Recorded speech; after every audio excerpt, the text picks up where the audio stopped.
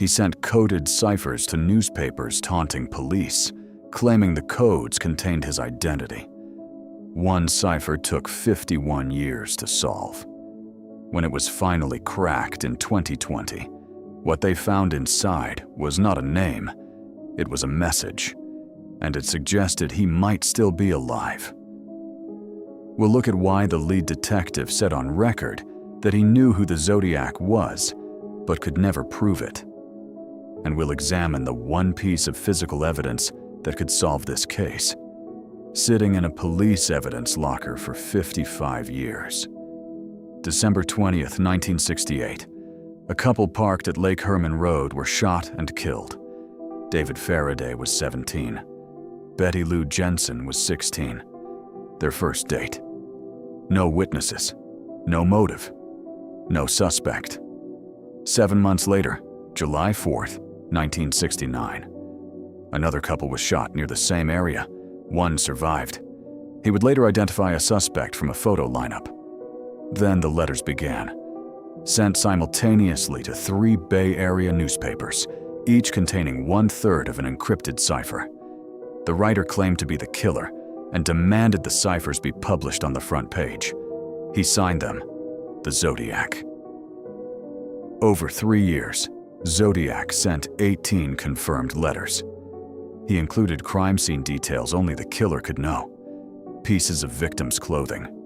He called into a live radio show. He claimed 37 victims. Only 5 have ever been confirmed. He may have been lying about the rest, or the rest were never found. The Z408 cipher, the first one, was solved in 1 week by a high school teacher and his wife. Its contents, the Zodiac describing the joy of killing and collecting slaves for the afterlife. The remaining ciphers, the Z340, the Z13 and others, went unsolved for decades. The Z340 defeated the NSA, the FBI, and every professional cryptographer who tried. Police built a suspect list of over 2,500 names. They had handwriting, partial fingerprints, DNA from envelope seals, eyewitness descriptions, and they caught nobody. The investigation didn't just go cold, it was actively closed by people with access to the evidence who should have kept it open. And here's what most people don't know. The DNA could still solve this case, right now, today, and nobody is running it. Dave Toschi, the inspiration for Clint Eastwood's Dirty Harry, spent 12 years on the case. Before his death, Toschi stated plainly that he believed he knew who the Zodiac was. A man named Arthur Lee Allen, a convicted pedophile from Vallejo. Allen matched the physical description from multiple witnesses. He wore a Zodiac brand watch. He used the right typewriter.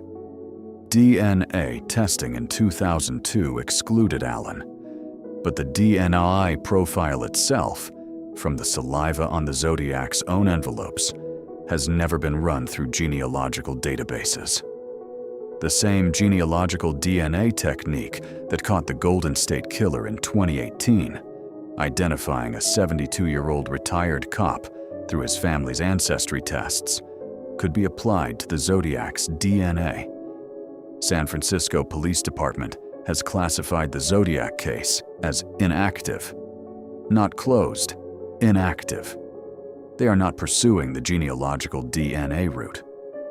In December 2020, a team of 3 private researchers cracked the Z340 using a custom algorithm. It required advanced mathematical knowledge to construct.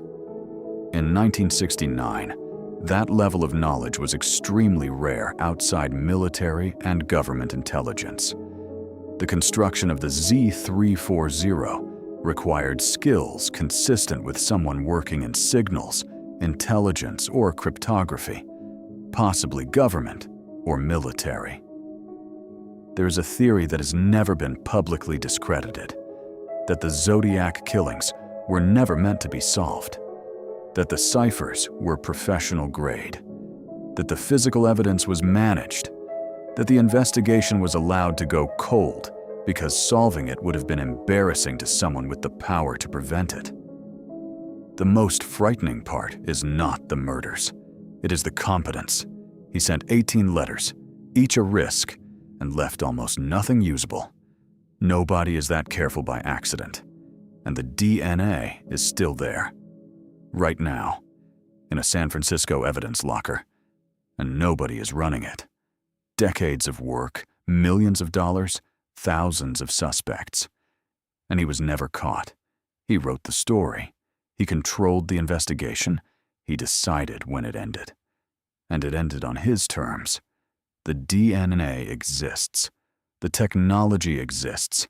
The decision not to use it, that is a choice someone is making. Right now. Today. Make sure to subscribe, because next week we're covering a case that makes the Zodiac look straightforward.